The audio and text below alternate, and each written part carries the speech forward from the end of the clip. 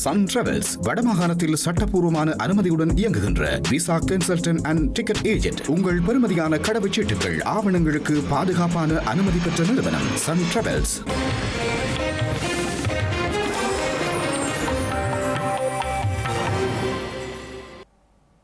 வணக்கம். இது ஐபிசி தமிழின் காலை நேர பிரதான செய்திகள். முதலில் தலைப்புச் செய்திகள். போதைப்பொருள் ஒழிப்பில் இரட்டை நிலைப்பாட்டை கொண்டுள்ள அனுர கஞ்சா வளர்ப்புக்கு அனுமதி அளித்துள்ளது என்கிறார் சோபித்த தேரர். வாக்குறுதிகளை நிறைவேற்றாமையினாலேயே அரசுக்கு எதிராக பேரணி, தம்முடன் இணையுமாறு சைத்திற்கு கம்மன்பில அழைப்பு. செல்வம் அடைக்கலநாதனுக்கு விடுக்கப்பட்ட கொலை அச்சுறுத்தல், காவல்துறையில் முறைப்பாடு பதிவு.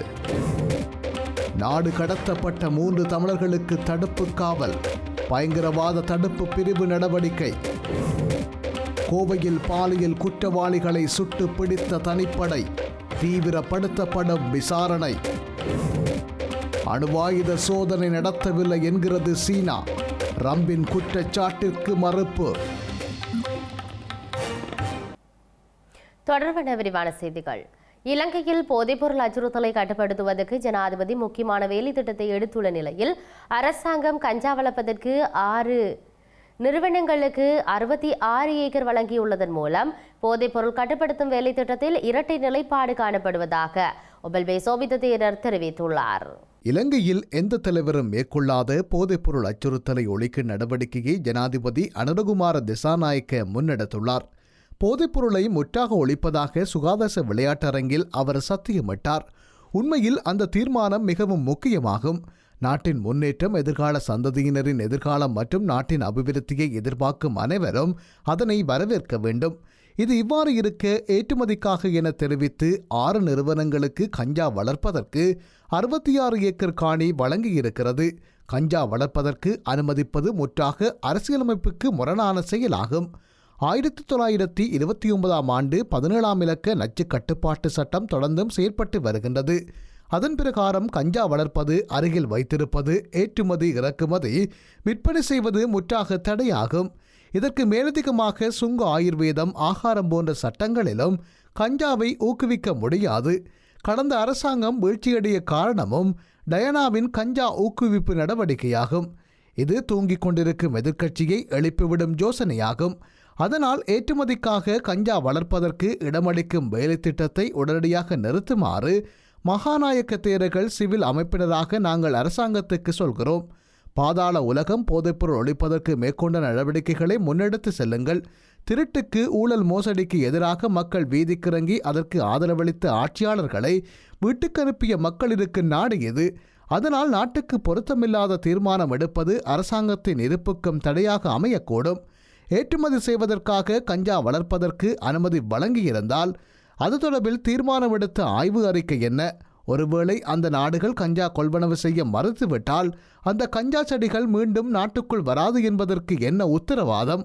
அதனால் கஞ்சா வளர்ப்பதற்கு அனுமதியளிக்கும் செயலை உடனடியாக நிறுத்துமாறு ஜனாதிபதியிடமும் அரசாங்கத்திடமும் கோருகின்றோம்.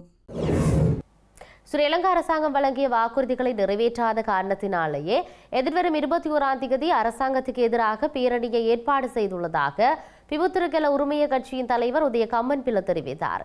கொழும்பில் உள்ள பிபுத்துருகல உரிமைய கட்சி காரியாலயத்தில் நேற்று தினம் நடைபெற்ற ஊடகவியலாளர் சந்திப்பின் போது மேற்கண்டவாறு குறிப்பிட்டார்.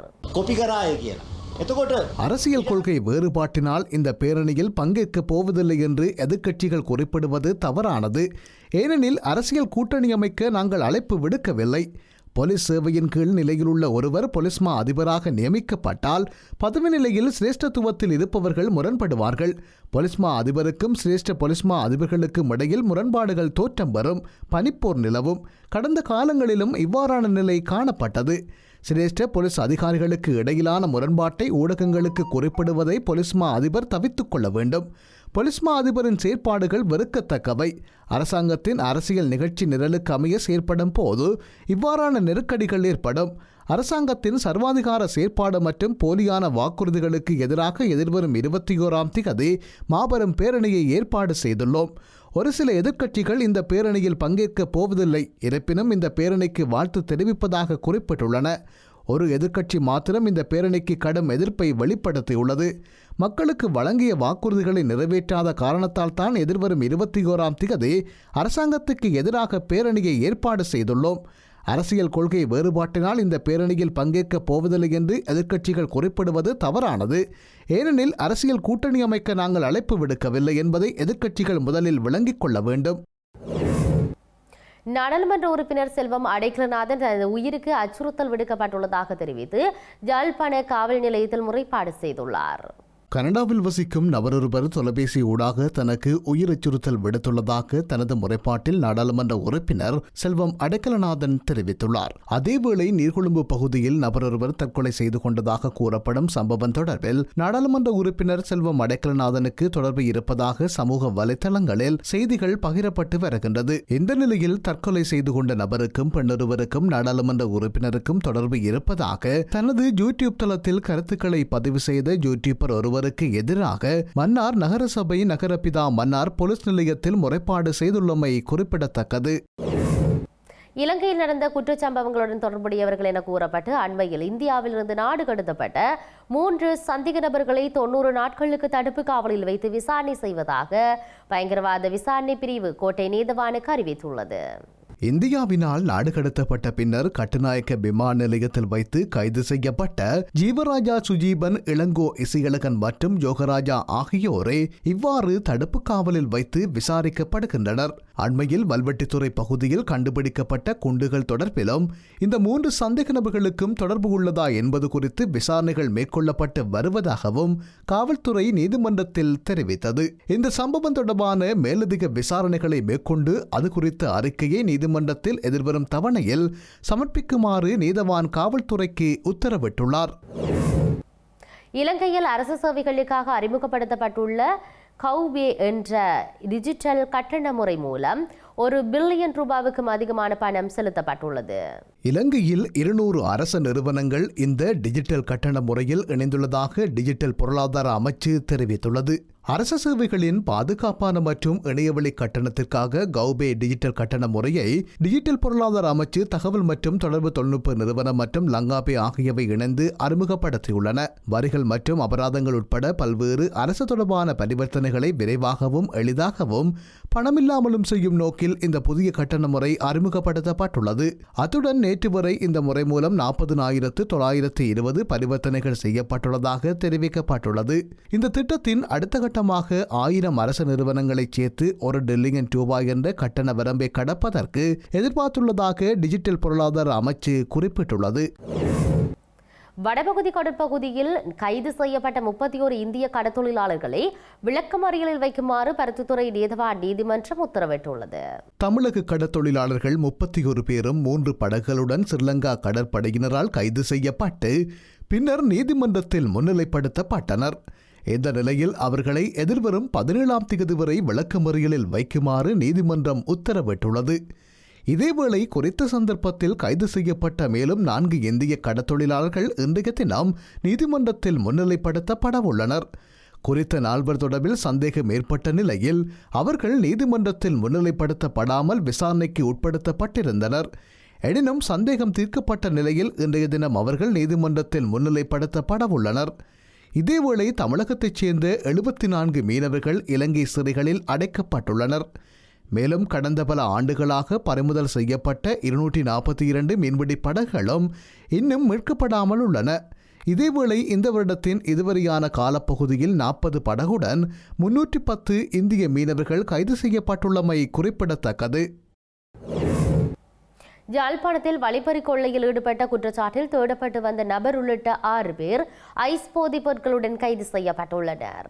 யாழ்ப்பாண போலீசாருக்கு கிடைத்த தகவலின் அடிப்படையில் ஐஸ் போதைப் பொருளை உடமையில் வைத்திருந்த குற்றச்சாட்டில் 6 பேரை கைது செய்து போலீஸ் நிலையத்தில் தடுத்து வைத்து விசாரணைகளை முன்னெடுத்திருந்தனர். இதன்போது குறித்த 6 பேரில் ஒருவர் யாழ்ப்பாண நகர் பகுதியில் இடம்பெற்ற வழிப்பறி கொள்ளை சம்பவத்துடன் தொடர்புடையவர் என கண்டறியப்பட்டுள்ளார். இதனையடுத்து குறித்த நபரிடம் அது தொடர்பில் விசாரணைகளை முன்னெடுத்த போது கொள்ளையடிக்கப்பட்ட சங்கிலி மற்றும் கொள்ளைக்கு பயன்படுத்திய 2 மோட்டார் சைக்கிள் என்பவற்றினை மீட்டுள்ளனர். செய்தனர். கைது செய்யப்பட்டுள்ள 6 பேரையும் போலீஸ் நிலையத்தில் தடுத்து வைத்து தொடர் விசாரணைகளை போலீசார் தொடர்ந்து முன்னெடுத்து வருகின்றனர். இதேவேளை யாழ்ப்பாணத்தில் கெரோயின் விற்பனையில் ஈடுபட்டு வந்த குற்றச்சாட்டில் பெண்ணொருவர் கைது செய்யப்பட்டுள்ளார். கொக்குவில் குளப்பட்டி சந்திக்கு அருகில் பெண்ணொருவர் கெரோயின் விற்பனையில் ஈடுபடுவதாக போலீசாருக்கு கிடைத்த ரகசிய தகவலின் அடிப்படையில் சம்பவ இடத்துக்கு விரைந்த போலீசார் பெண்ணை கைது செய்தனர். கைது செய்யப்பட்ட பெண்ணிடம் மேற்கொள்ளப்பட்ட சோதனையின் போது அவரது உடமையிலிருந்து 2 கிராம் 500 மில்லிகிராம் கெரோயினை மீட்டுள்ளனர். தமிழகம் கோவையில் கல்லூரி மாணவியை கூட்டு பாலியல் வன்கொடுமைக்கு உட்படுத்திய 3 பேரை தனிப்படை காவல்துறையினர் சுட்டுப்பிடித்துள்ளனர். கோவையில் கல்லூரி மாணவி தனது நண்பருடன் பேசிக் கொண்டிருந்த போது போதையில் வந்த 3 இளைஞர்கள் தாக்கிவிட்டு மாணவியை கடத்தி சென்று கூட்டு பாலியல் வன்கொடுமை செய்தனர். பாதிப்புக்குள்ளான மாணவி காவல்துறையினரால் மீட்கப்பட்டு தனியார் மருத்துவமனையில் மருத்துவ சிகிச்சை பெற்று வருகின்றார். இந்த சம்பவம் குறித்து பிளேமேடு போலீசார் வழக்கு பதிவு செய்து 3 பேரை தேடி வந்தனர். மேலும் சம்பவம் நடந்த பகுதியில் உள்ள கண்காணிப்பு கேமராவில் பதிவான காட்சிகளை வைத்து தனிப்படையினர் தேடுதல் நடத்தினார்கள். இந்த நிலையில் மாணவியை பாலியல் வன்கொடுமை செய்த 3 பேரையும் தனிப்படை காவல்துறையினர் சுட்டுப்பிடித்தனர். குணா, தபசி, சதீஷ், கார்த்திக், காளிகேஸ்வரன் ஆகிய 3 பேரையும் போலீசார் சுட்டுப்பிடித்துள்ளனர். காவல்துறையினரை தாக்கிவிட்டு தப்பியோட முயன்றபோது 3 பேரையும் காலில் சுட்டுப்பிடித்ததாக போலீசார் தெரிவித்துள்ளனர். சீனா உள்ளிட்ட நாடுகள் பூமிக்கடியில் அணு ஆயுத சோதனைகளை நடத்தி வருவதாக அமெரிக்க ஜனாதிபதி தெரிவித்த குற்றச்சாட்டை சீனா மறுத்துள்ளது. ஒரு பொறுப்பான அணு ஆயுத நாடா எனவும் அணு ஆயுதங்களை முதலில் பயன்படுத்த மாட்டேன் என்ற தன் நீண்டகால கொள்கையில் உறுதியாக உள்ளது எனவும் சீனா தெரிவித்துள்ளது. எந்த சூழ்நிலையிலும் எந்த நேரத்திலும் அணு ஆயுதங்களை முதலில் சீனா பயன்படுத்த போவதில்லை என்பதை இதன் வாயிலாக உறுதியளிப்பதாக தெரிவித்துள்ளது. சீனா ஒரு தற்காப்பு அணுசக்தி கொள்கையை கடைப்பிடித்து வருகிறது எனவும் மேலும் அணு ஆயுத சோதனைகளுக்காக தானாக விதித்துக் கொண்ட தடையை பின்பற்றி வருகிறது எனவும் சீனா தெரிவித்துள்ளது. இதேபோன்று உலகளாவிய அணு ஆயுத சோதனைகள் மீதான தடையையும் அணு ஆயுத பரவல் தடுப்பு முறையையும் பாதுகாப்பதற்கான அதன் உறுதிமொழிகளை அமெரிக்கா உண்மையுடன் கடைப்பிடிக்க வேண்டுமெனவும் சீனா கூறியுள்ளது. செய்திகளின் நிறைவாக மீண்டும் தலைப்புச் செய்திகள். போதைப்பொருள் ஒழிப்பில் இரட்டை நிலைப்பாட்டை கொண்டுள்ள அனுர கஞ்சா வளர்ப்புக்கு அனுமதி அளித்துள்ளது என்கிறார் சோபித்த தேரர். வாக்குறுதிகளை நிறைவேற்றாமையினாலேயே அரசுக்கு எதிராக பேரணி, தம்முடன் இணையுமாறு சைத்திற்கு கம்மன்பில அழைப்பு. செல்வம் அடைக்கலநாதனுக்கு விடுக்கப்பட்ட கொலை அச்சுறுத்தல், காவல்துறையில் முறைப்பாடு பதிவு. நாடு கடத்தப்பட்ட 3 தமிழர்களுக்கு தடுப்பு காவல், பயங்கரவாத தடுப்பு பிரிவு நடவடிக்கை.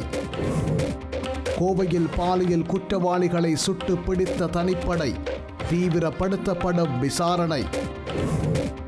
அணுவாயுத சோதனை நடத்தவில்லை என்கிறது சீனா, ரம்பின் குற்றச்சாட்டிற்கு மறுப்பு. இத்துடன் ஐபிசி தமிழின் காலை நேர பிரதான செய்திகள் நிறைவு பெற்றன. உடனுக்குடன் செய்திகளை அறிந்து கொள்ள ibctamil.com என்ற இணையதளத்தை பார்வையிடுங்கள். வணக்கம்.